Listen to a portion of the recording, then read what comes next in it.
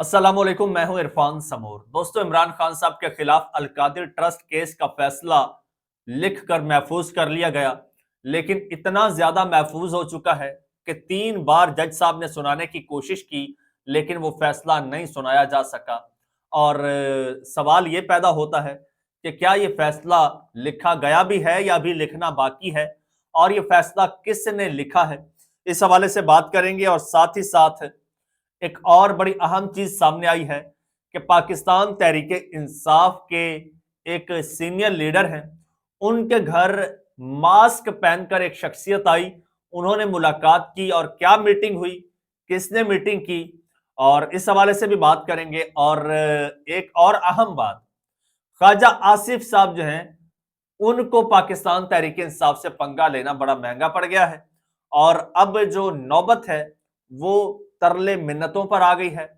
ख्वाजा आसिफ साहब ने आखिर ऐसा क्या कर दिया कि अब वो कह रहे हैं कि मैं मस्जिद में जाके कसम उठाने के लिए भी तैयार हूं, बस पाकिस्तान तहरीके इंसाफ वाले मुझे बख्श दें। तो खबरें इंतहाई हैरानकुन और चौंका देने वाली हैं। बड़ी अहम खबरें हैं आज के इस वीलॉग में, जो आपके साथ शेयर करनी है।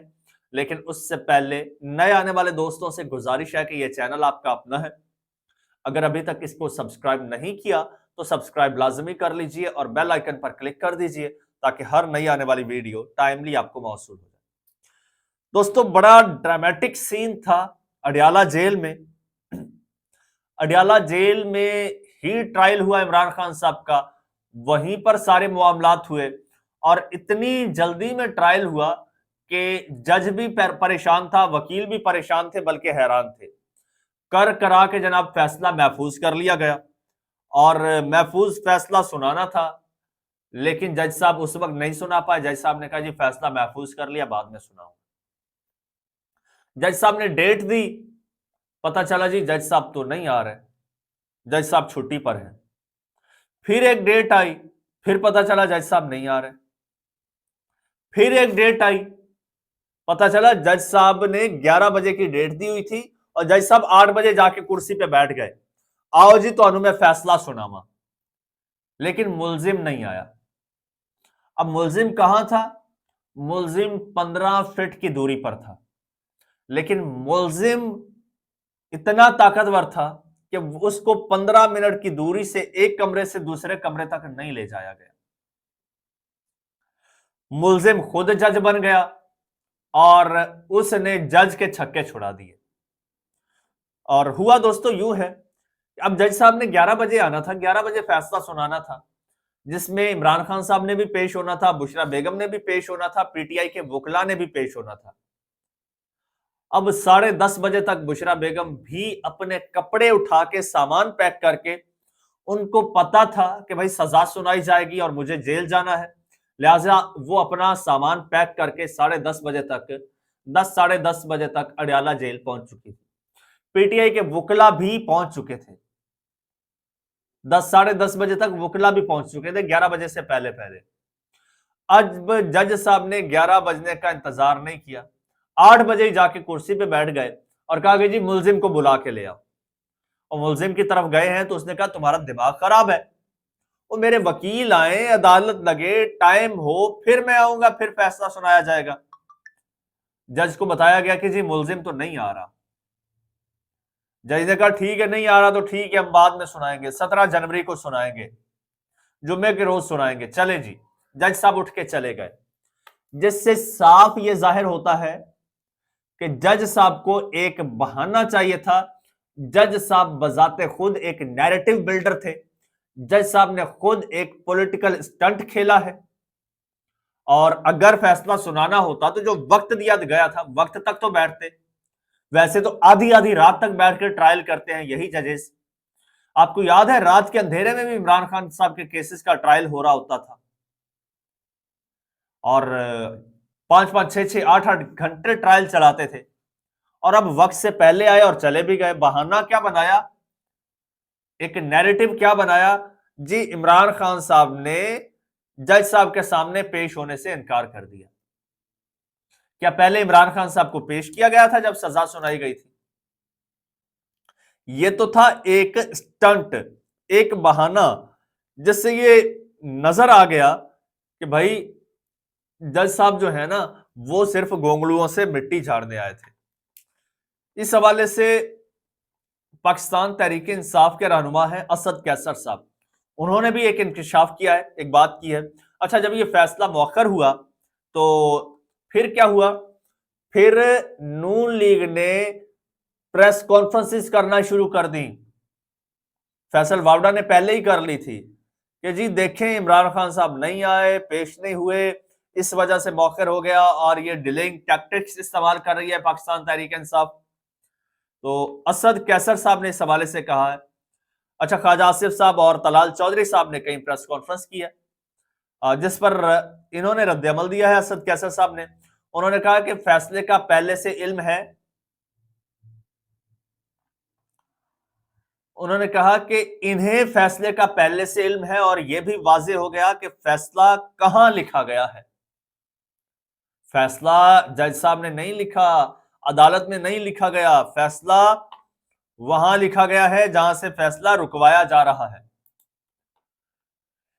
इमरान खान और उनकी एहलिया बुशरा बीबी के खिलाफ 190 मिलियन पाउंड रेफरेंस केस से मुतालिक असद कैसर का कहना था कि शफाफ ट्रायल नहीं हुआ, यह सरासर सियासी इंतकामी कार्रवाई का केस है। हुक्मरान अपने मफाद की खातिर 26वीं आईनी तरमीम पास करेंगे तो इंसाफ नहीं होगा। वो कहते हैं कि सुप्रीम कोर्ट को मुतनाज़ा बनाकर मनपसंद फैसले लेंगे तो इंसाफ की तवक्को नहीं रखनी चाहिए, जबकि फैसले का हुकूमत को इल्म होना इंसाफ का कत्ल है। अच्छा, मशकूक मीटिंग के हवाले से बताऊंगा, लेकिन इससे मिलता जुलता इसके बाद ख्वाजा आसिफ साहब किस तरह से बैकफुट पर आए हैं। ख्वाजा आसिफ साहब जी, जब से ये बनी है, ये कमेटी बनी है मुज़ाकराती कमेटी, ये एक बात तवातुर के साथ कर रहे हैं।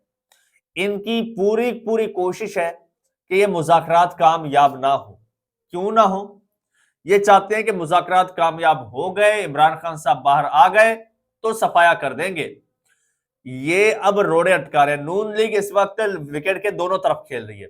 एक तरफ मुज़ाकरात कर रही है कमेटी, दूसरी जो कमेटी है यानी अनडिक्लेयर्ड कमेटी, जिसमें ख्वाजा आसिफ साहब जैसे और अता तारड़ साहब जैसे लोग हैं या फिर कुछ और लोग हैं, अजमा बुखारी जैसे स्पेशली लोग हैं, वो कमेटी जो है, उस कमेटी को यह टास्क दिया गया है कि आपने पीटीआई का एंटी एस्टैब्लिशमेंट जो नैरेटिव है वो बनाना है और बना के उसको उछालना है और एस्टैब्लिशमेंट को भड़काना है पीटीआई के खिलाफ, ताकि एस्टैब्लिशमेंट पीटीआई के साथ कोई डायरेक्ट मुज़ाकरात ना कर ले और जो हमारे मुज़ाकरात हो रहे हैं उनको भी हम लटकाएंगे बल्कि वो तो किसी खूह खाते में नहीं है।